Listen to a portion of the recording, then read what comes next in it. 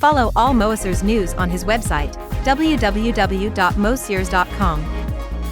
And on his Facebook Moasers and Instagram Moasers13 page 2. For daily exclusive publications.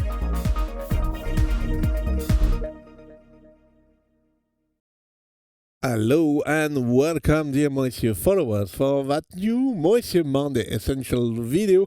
And the today topic is about how to record in the good way a drum kit inside your DAW. It will apply also to the Montage and Modex Plus if you need it work in the same way. But just before to start, if you are not already a Moisture YouTube follower, please click on subscribe and click on the bell to do not miss my video that come. If you like that video content, please click on like, that's very important for the channel. And if you want to support the channel, you can use bottom right the video, what we call the super thanks. It's like a kind of one-shot donation. Or for a monthly fee less than €3, you can become a Moisture community member. You will have some private video only for members. All the video I release in advance with more 2 months in advance rather to the other followers, and the two are without any advertising up to the public release. And as a member, if you book a Moisture Masterclass with me, you will have 15 minutes extended time. Effects management is extremely important to understand before recording in your sequencer software. Drum kits are really not like the classic AWM2 parts, piano, guitar, synthesizer and so on, or like the ANX or the FMX parts. There's a particular way of managing effects for drum kits, depending on how you're going to record. If for example you use an USB assignable bus mono or stereo, you won't pass through System FX, Master FX and Master EQ. Then, after recording, when you listen in Cubase, in your sequencer software, you'll say to yourself, it doesn't sound the same as when I play it from my Montage M. That's because you don't understand, or you don't know this effects management. I'm going to click on Edit on my drum kit here. I'm in Edit part. Now I'm going to click here above, to go to the first note which is here, like this at the drum kit effects management level. To be able to navigate on keys, I've activated this. It lets me navigate simply by clicking on the keyboard. And as you've probably noticed, different things appear here depending on the notes I play. This point is very important to understand. On the Montage M, for classic parts, we can have up to 128 elements. If you are using a Modex Plus, or a Montage first generation, you have 8 elements for an AWM2 classic part. Drum kits have 73 elements on Montage M. That's the same for Modex Plus or Montage first generation. We call them key, not element. Each key is a different sound or waveform. It's really not the same as AWM2 basic elements. As example for a basic AWM2 piano sounds, you have each element that represents a velocity level on all the keyboard range. And when it comes to managing the effects of these, I'm going to say classic AWM2 elements. You pass the entire element through insertion effect A, and or through insertion effect B, or through reverb effect sending. Variation effect sending are the same for all the elements. It's managed at part level. For drum keys, it does not work in the same way. If a drum key passes through one of the insert effects A or B, then it don't have a dedicated reverb and variation send. It's a common reverb and a common variation send for all that keys.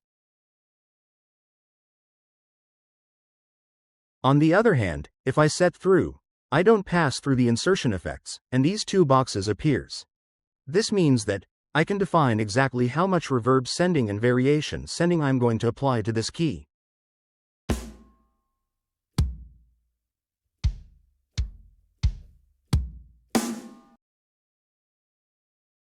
As example for this one, you'll see I can modify the reverb key sending.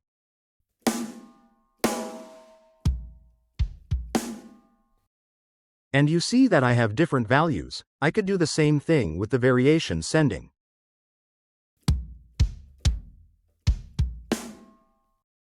This is very important to understand. You're going to say to me, okay, it looks technical, but what does it change? If we go back to Edit Part for our drum kit, I go to the Common part here, and I go to the Effects level. The graph is different from the AWM2 Classic parts. You see we have the key here. We see that it passes through Insert Effect A. And we have a reverb insert and a variation insert sending, meaning that all the drum keys that pass through one of the two insert effects A or B will have the same insert reverb sending value, same insert variation sending value. If I change it,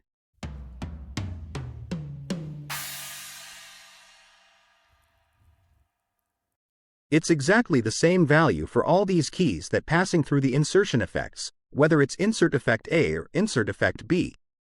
If you take this key, you'll see that it is set on through. You have a dedicated individual reverb and variation send value. And that's why I went back to Edit Part. Now, if you're thinking, well, I'm going to record my drum kit, I want to take advantage of the USB to have a good recording rendering without hiss, to be able to record several instruments tracks at the same time. For that first part, I set the drum kit output on USB 1.2. The problem is that when you do this, by choosing an assignable USB, you don't pass through the system reverb and variation effects, you don't pass through the master FX and master EQ. That's why your drum kits sound in a different way. That's where I come to my advice. Drum kit effects management is a little more complicated than the classic parts. If you really want to do something simple in terms of recording, I'd advise you to set your drum kit to main LR. In that way, your drum kit will really sound identical to the main output here. It will be record on a single track and all will run fine. For those who want to go further, if you're thinking, I'd still like to be able to record the bass drum, snare drum, hi-hats, toms, and so on separately. How can I do? If I set the drum kit to an assignable out for recording, how do I get the system effect back? It's depend to your sequencer software.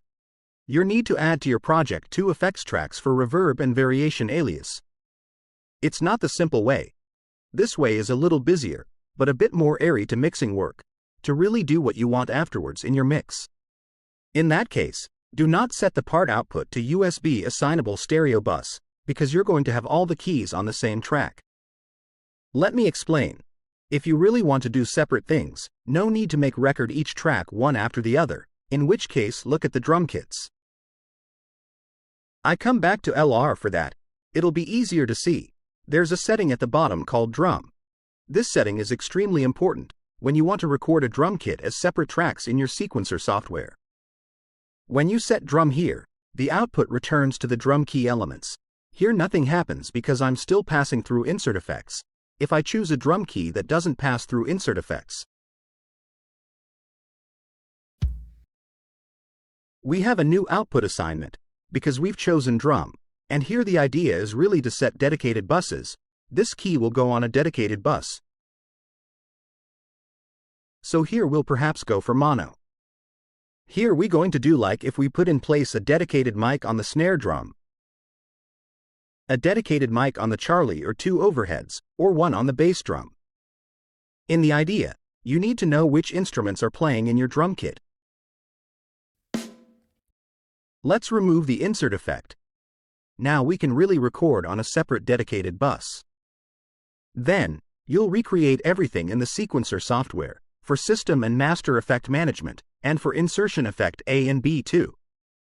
For an easy way, as I said at the video beginning, to record the drum kit as it is, set the main LR output. This is video ending. I hope you have liked it. I hope you have find it interesting. As a reminder, you can book your Moisure Masterclass directly on the Music Artspace platform. See you soon for one other Moisure video. Bye.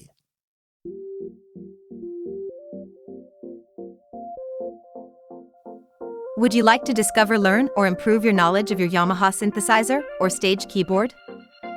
Book your Moisures Masterclass now. Your private session is conducted online through Zoom. Take all benefit of Moisures' expertise, Yamaha synthesizers and stage keyboard specialist and consultant for Yamaha Music Europe and France. As member of International Yamaha Tech Talk live team, music hackspace instructor, and host of the Camelot Pro Sessions, Joel take care of your experience level. Whether you're a beginner or a skilled user, get the most out of your Yamaha synthesizer, Stage keyboard, John Mayall's software suite, or Camelot Pro.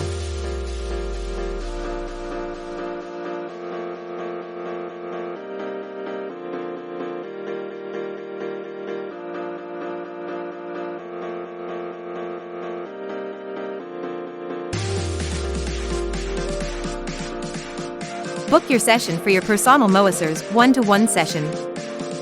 It's available for users all over the world through Music Hackspace platform. It's easy.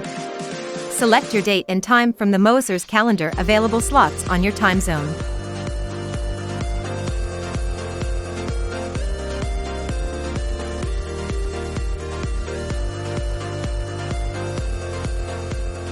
Thank you for watching this Moasers video. Do not forget to click on like, subscribe and click on the bell to be informed when a new video is online. Do not hesitate to write a comment or ask a question. See you soon, bye!